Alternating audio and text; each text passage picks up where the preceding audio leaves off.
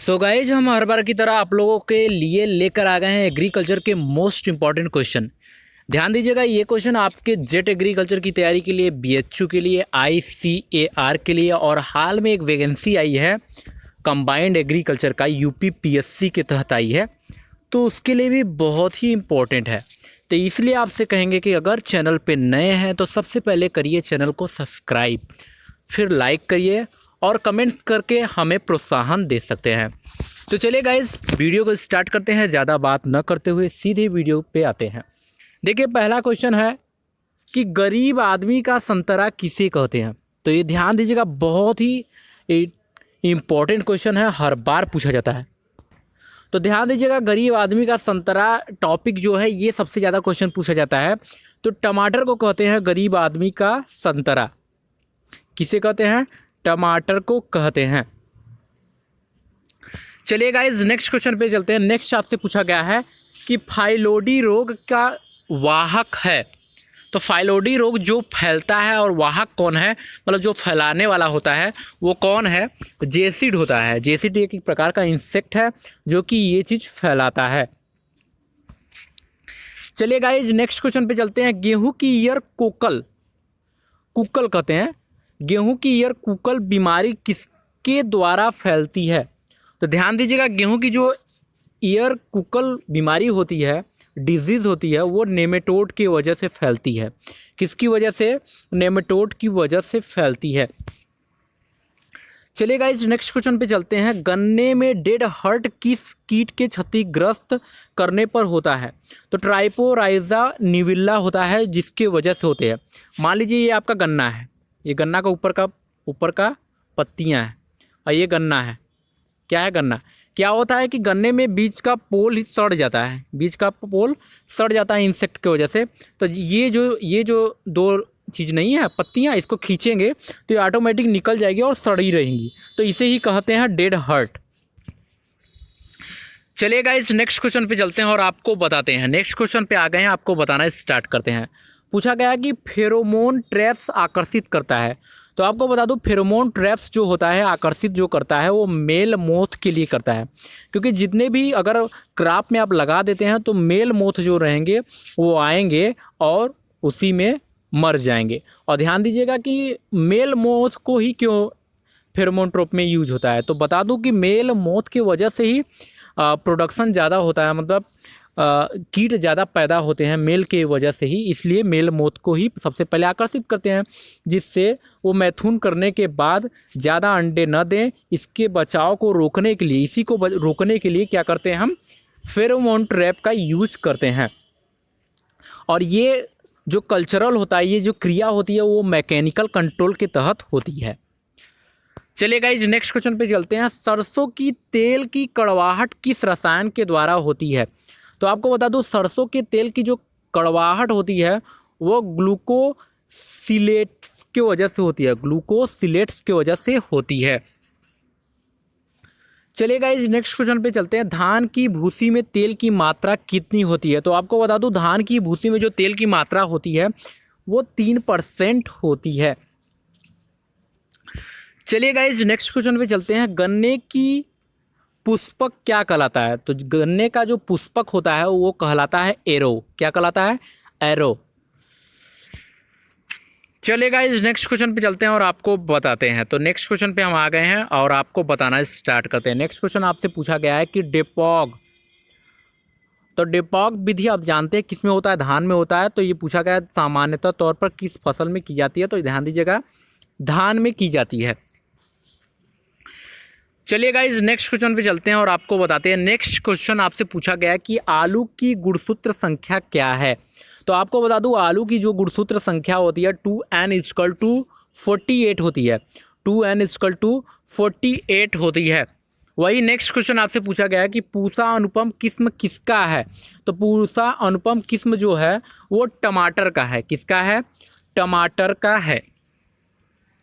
चलिए guys, next question पे चलते हैं। पूछा गया है चपाती वाले अर्थात ब्रीड व्हीट, इंग्लिश में ब्रीड व्हीट कहते हैं, ब्रेड भी कह सकते हैं इसे।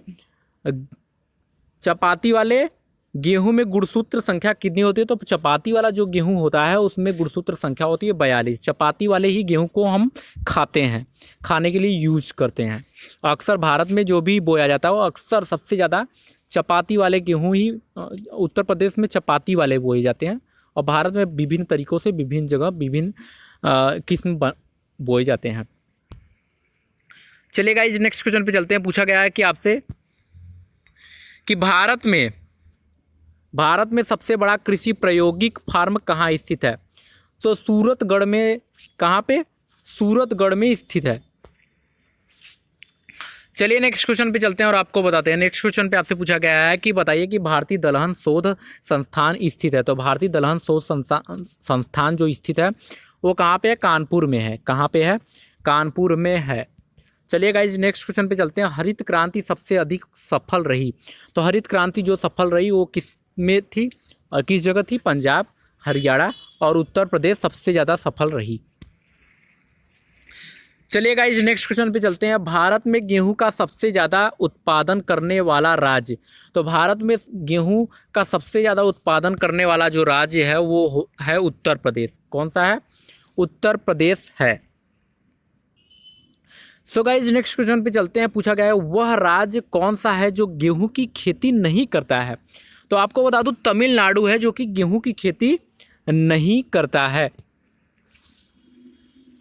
सो गाइज नेक्स्ट क्वेश्चन पे चलते हैं। नेक्स्ट क्वेश्चन आपसे पूछा गया है कि बताइए कि ऑस्ट्रेलिया का सबसे महत्वपूर्ण खाद्य फसल क्या है? तो ऑस्ट्रेलिया का सबसे महत्वपूर्ण खाद्य फसल जो है वो है गेहूं। क्या है? गेहूं है। सो गाइज नेक्स्ट क्वेश्चन पे चलते हैं और आपको बताते हैं। तो नेक्स्ट क्वेश्चन पे हम आ गए हैं और आपको बताना स्टार्ट करते हैं। पूछा गया है कि उत्पादन की दृष्टि से भारत का प्रमुख खाद्य फसल कौन सा है? तो उत्पादन की दृष्टि से भारत का प्रमुख खाद्य फसल जो है वो चावल है। क्या है? चावल है। चलिए नेक्स्ट क्वेश्चन पे चलते हैं। भारत में सर्वाधिक उपभोग में आने वाला प्रधान सामान्य अन्न कौन सा है? तो भारत में सबसे ज़्यादा उपभोग किया जाता है कौन सा है? चावल। और ये सामान्य अन्न है, हमेशा बोया जाने वाला अन्न है क्योंकि सभी बोते हैं। चलिए नेक्स्ट क्वेश्चन पे चलते हैं। पूछा गया है कि भारत का चावल का कटोरा किसे कहते हैं?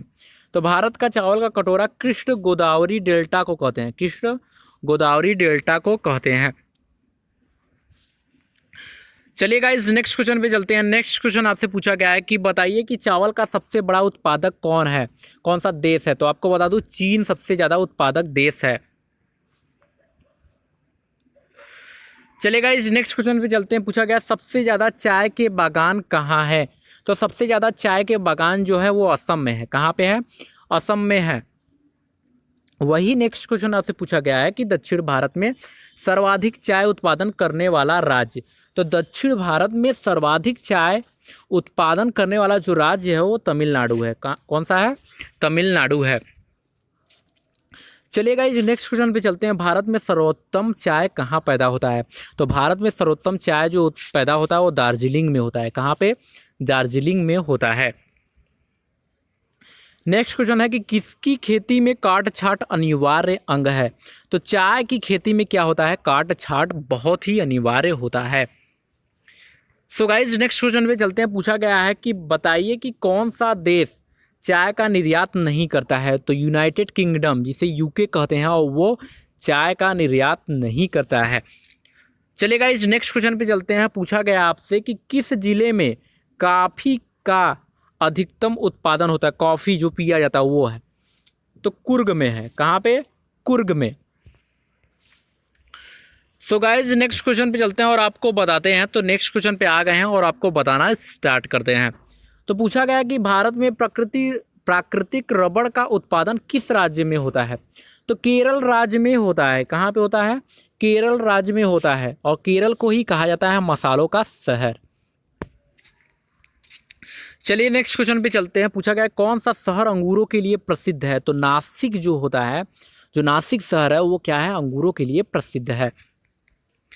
चलिए गाइज नेक्स्ट क्वेश्चन पे चलते हैं। सरसों के बीज का सबसे अधिक उत्पादन करने वाला राज्य। तो सरसों के बीज का सबसे अधिक उत्पादन करने वाला राज्य क्या है? राजस्थान। राजस्थान। चलिए नेक्स्ट क्वेश्चन पे चलते हैं। कौन सा राज्य शहतूत पालन में अग्रणी है, मतलब आगे है? तो कर्नाटक। कौन सा राज्य है? कर्नाटक है। चलिए गाइज नेक्स्ट क्वेश्चन पे चलते हैं। पूछा गया कौन सा राज्य भारत के संपूर्ण रेशम उत्पादन का आधा भाग उत्पन्न करता है। मतलब कौन सा राज्य है कि पूरे भारत में संपूर्ण रेशम उत्पादन का आधा भाग वो योगदान करता है। कौन सा है? कर्नाटक है। चलिए गाइज नेक्स्ट क्वेश्चन चलते हैं। मध्य प्रदेश विशालतम उत्पादक है, तो मध्य प्रदेश में सबसे ज़्यादा उत्पादन किया जाता है दाल का। किसका? दाल का किया जाता है। चलिए गाइज नेक्स्ट क्वेश्चन पे चलते हैं। काजू का मुख्य उत्पादक राज्य, तो काजू का जो मुख्य उत्पादक राज्य है वो केरल है। कौन सा है? केरल है। और एक चीज़ भी ध्यान दीजिएगा, केरल की साक्षरता सबसे अधिक है। चलिए नेक्स्ट क्वेश्चन पे चलते हैं। तंबाकू उत्पादन करने वाला भारत का प्रथम राज्य, तो तंबाकू उत्पादन करने वाला भारत का जो प्रथम राज्य है वो है आंध्र प्रदेश। आंध्र प्रदेश। चलिए नेक्स्ट क्वेश्चन पे चलते हैं और आपको बताते हैं। तो नेक्स्ट क्वेश्चन पे हम आ गए हैं गाइस। पूछा गया केसर की सबसे अधिक मात्रा कहाँ उत्पन्न होती है, तो कश्मीर में होती है। कहाँ पे होती है? कश्मीर में उत्पन्न होती है। सो गाइस नेक्स्ट क्वेश्चन पूछा गया कि भारत में कुल्लू घाटी निम्नलिखित में किसके लिए प्रसिद्ध है। तो कुल्लू घाटी जो प्रसिद्ध है वो सेब के लिए है। किसके लिए है? सेब के लिए है। ध्यान दीजिएगा, सेब के लिए है। चलिए गाइस नेक्स्ट क्वेश्चन पे चलते हैं और आपको बताते हैं। तो नेक्स्ट क्वेश्चन पूछा गया कि केरल राज्य में सबसे अधिक क्या होता है और ये किसके लिए प्रसिद्ध है। तभी हाल में हमने बताया कि मसालों के लिए प्रसिद्ध है और इसमें यहाँ पे सबसे ज़्यादा मसाला होता है, इसलिए मसालों के लिए प्रसिद्ध है। चलिए गाइस नेक्स्ट क्वेश्चन पे चलते हैं और बताते हैं। तारपीन का तेल, तारपीन लिख दिए हैं आप, सॉरी, तारपीन का तेल कहाँ से मिलता है। तो तारपीन का तेल जो होता है वो चीड़ का तेल होता है।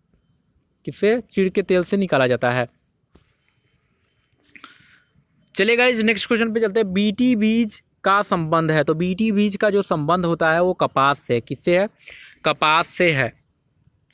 नेक्स्ट क्वेश्चन है कि विश्व की सर्वोत्तम कपास की किस्म को क्या कहते हैं। तो विश्व की सर्वोत्तम कपास की किस्म को कहते हैं सी आइलैंड। सी आइलैंड कहते हैं। क्या कहते हैं? सी आइलैंड।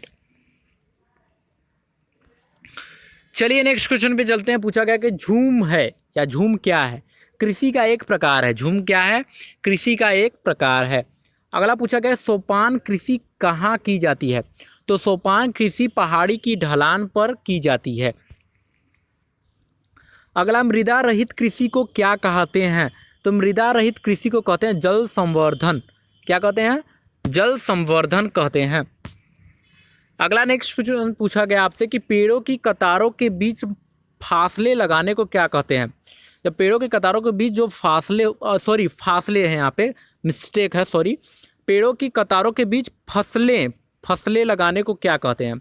तो तोग्या प्रणाली कहते हैं। क्या कहते हैं? तोग्या प्रणाली कहते हैं। चलिए गाइस नेक्स्ट क्वेश्चन पे चलते हैं। पूछा गया आपसे कि बताइए कि कृषि उत्पादों की कोटि किस प्रकार निर्धारित की जाती है। तो कृषि उत्पादों की कोटि एग मार्ग से निर्धारित की जाती है। सो गाइज हमने आज आपको क्वेश्चन करा दिए हैं। एग्रीकल्चर के बहुत ही इंपॉर्टेंट क्वेश्चन कराए हैं। ये आपके लिए बहुत ही इंपॉर्टेंट साबित होगा। अगर आप कोई भी एंट्रेंस एग्ज़ाम देने जा रहे हैं तो वहाँ पे अगर आप ये एग्रीकल्चर के क्वेश्चन पढ़ के जाते हैं तो आपका 99% वहाँ पे एंट्रेंस एग्ज़ाम में आप क्वालिफाई हो जाओगे। तो प्लीज़ गाइस सबसे पहले तो कहूँगा कि अगर आप चैनल पे नए हैं तो सबसे पहले चैनल को कर लीजिए सब्सक्राइब, क्योंकि यहाँ पे मिलते हैं सभी एग्रीकल्चर के वीडियो जो कि बहुत ही इंपॉर्टेंट होते हैं एंट्रेंस एग्ज़ाम के लिए। तो आप प्लीज़ चैनल को सब्सक्राइब कर लीजिए और कमेंट्स ज़रूर करिएगा और प्रोत्साहन हमें दीजिएगा कि आप आज का वीडियो आपको कैसा लगा, और प्लीज़ लाइक करिएगा। तो चलिए फिर मिलेंगे एक नेक्स्ट वीडियो में, तब तक के लिए बहुत बहुत धन्यवाद। नमस्कार।